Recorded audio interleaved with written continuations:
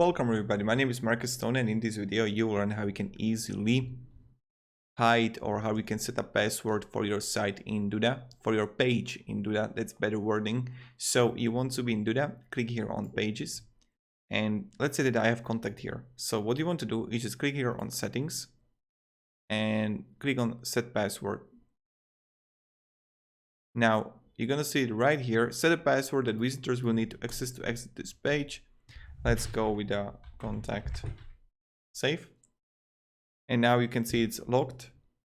And now when someone, let's preview the site, would press on contact, he will need to have a password to get there. So that's kind of it. Thank you very much everybody for watching. If you enjoyed this video, you can support and subscribe. You know how it goes. And yeah, thank you. Have a great day and see ya. Goodbye.